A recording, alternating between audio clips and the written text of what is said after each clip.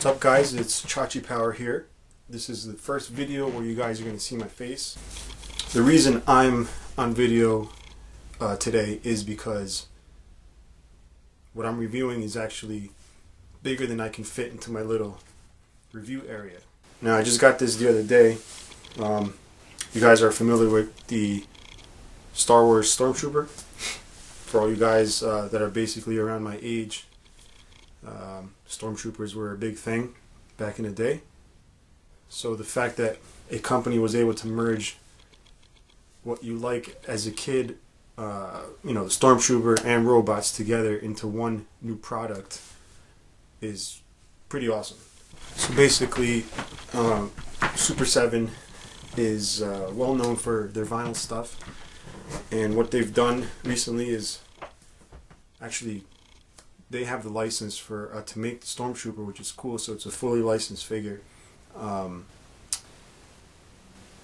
where do I begin? Basically, some of you guys, and some of you may not. You may be here because you search Stormtrooper. You may be here because you search for Shogun Warriors.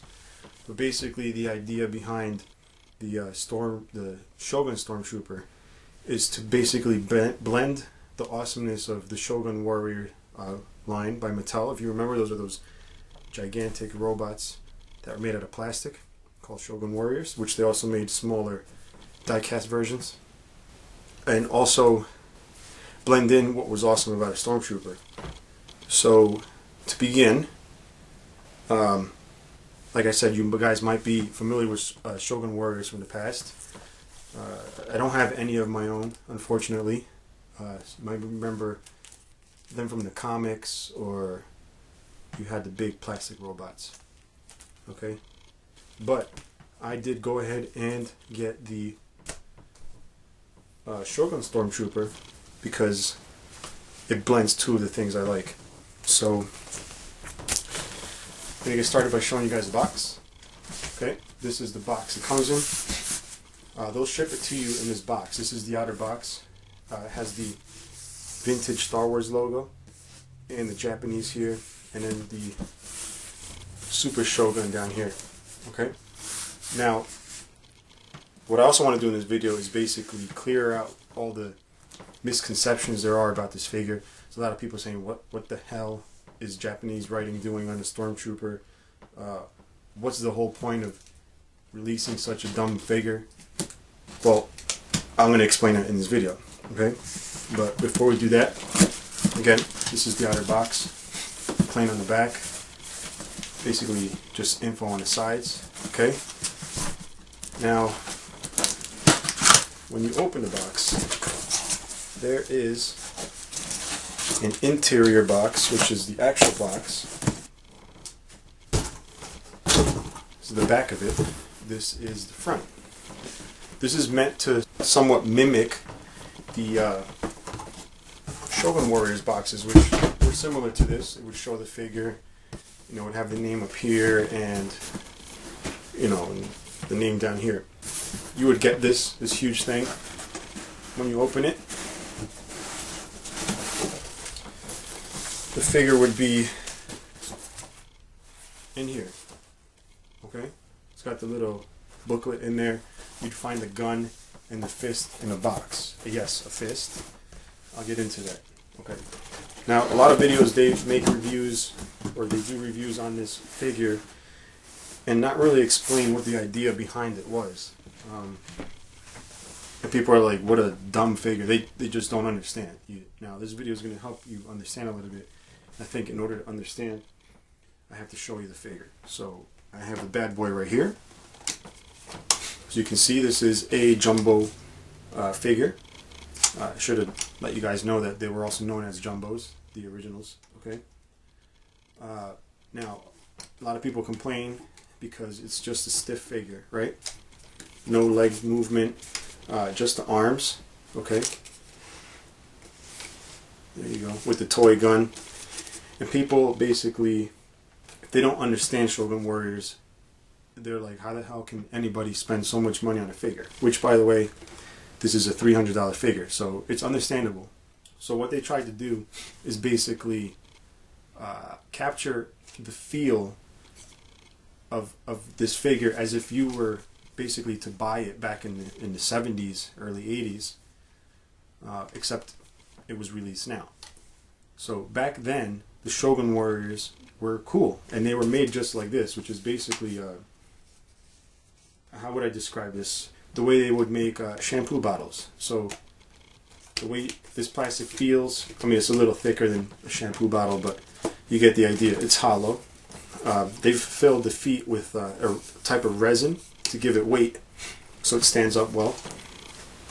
Okay, so still, even after this explanation, some of you may think it's highly overpriced. The thing is, to manufacture a figure like this, they had to go to great lengths looking for manufacturers that would do this.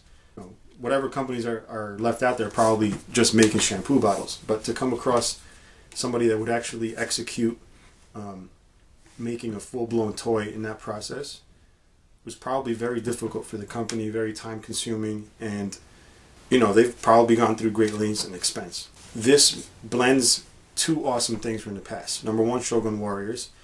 It takes what's cool about the Shogun Warriors, which is their size. It also takes the element of basically how they were manufactured back then. Okay, so you got the spirit of the Shogun Warriors.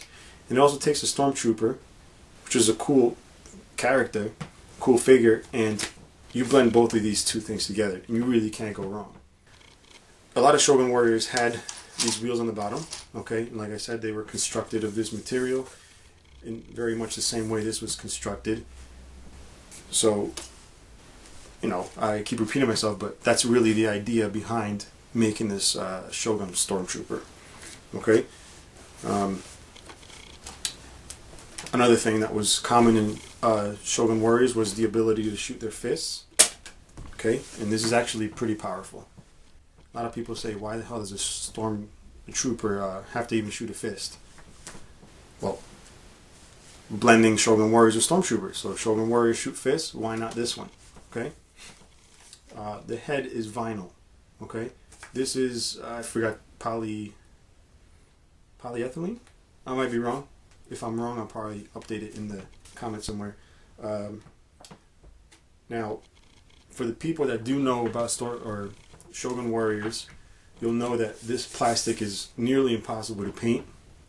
Normally, any kind of details that have been put on these types of plastics have been done in the past by way of stickers. So normally these black areas here would have been stickers in the past, but because they made the extra effort this time around to make it absolutely awesome, they've actually made these black parts separate. So there's no need for, you know, messing around with stickers and whatnot. What's cool about the fist that I showed you is, I don't know if you guys have cell phones. I have a Motorola Droid, and you'll notice it has a nice rubbery feeling on the outer case of the phone. This is pretty much the same thing, even the white here. This whole thing it actually feels better than the cell phone, but it's very nice. It gives it a very, very high-end feel. Like I said, the head is vinyl, and they've gone ahead and painted the details. Vinyl takes well to paint, or paint takes well to vinyl, whatever. And they've detailed the face really nice. And they've included this rifle. Okay, this hand also has that nice matte finish. And what's really cool is, instead of scuffing the matte finish, they've included a little like plug in there, so you can place the rifle in there and not worry about scuffing. Okay, now this arm does rotate at the elbows, which is cool. So you can hold it basically gangster style or normal. Okay, now this one, same thing. The elbow does twist around, so you can, excuse me, yeah. The elbow does twist around, which is nice. And what's really cool, you know, I've gone over the process of, or I haven't really gone over the process how they make this. I don't know exactly how this is made, but I'm thinking they stick a sheet of plastic inside the two halves, and then they blow air into it and fills in the mold. So I'm assuming that's how they do this. I've never really seen the process. I've only seen it for motor oil. Since I'm a car guy, I've seen how they make motor oil bottles, so probably the same thing. Except this has way more detail than a bottle of oil. There's a lot of detail here, which it almost looks like it's just molded. Wish I knew exactly how they did it, but a lot of detail going on right here, which you don't really see in the old Shogun Warriors.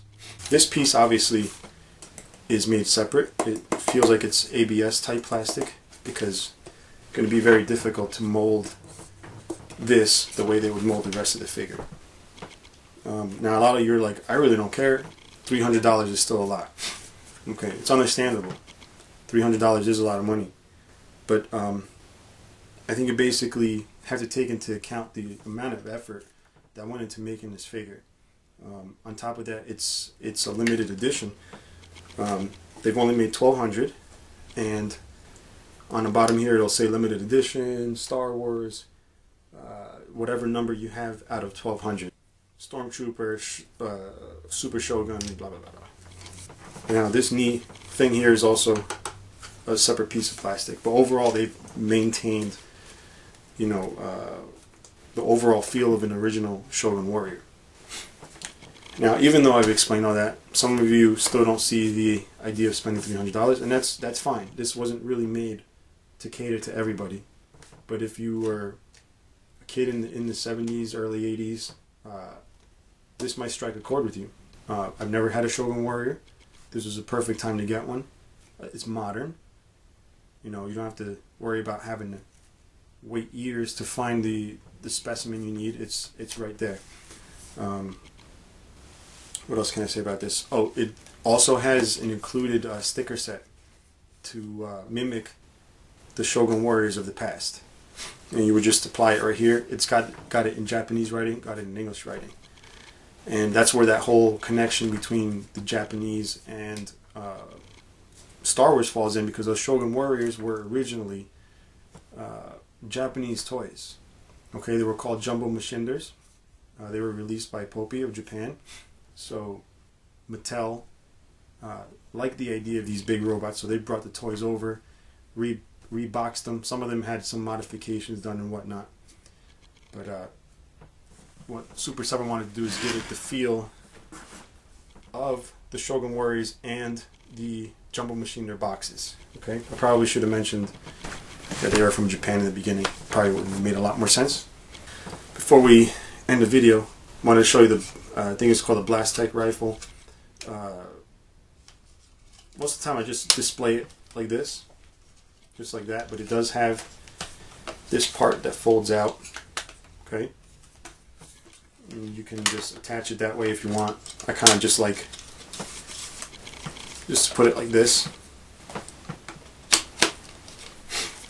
I know a lot more about the background of this figure than most of you guys have probably bothered to look into, but it's definitely, I'm going to say, worth it. It's limited. I want to support the company so they can come out with new releases. Their new release is actually, they're planning on releasing Boba Fett, so another character I love.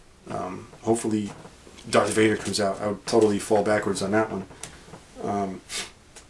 So yeah, you really just have to take into account the effort that's put in, who it's catered to. I'm sure they're trying to get Star Wars fans to also jump into, you know, understanding Jumbo Machinders, and this is a perfect way to do it. So, thumbs up to Super 7. Thank you for making this. Toynami also wanted to do that whole Shogun Warriors thing. They actually, I guess, licensed the name Shogun Warriors and released the Voltron under that name.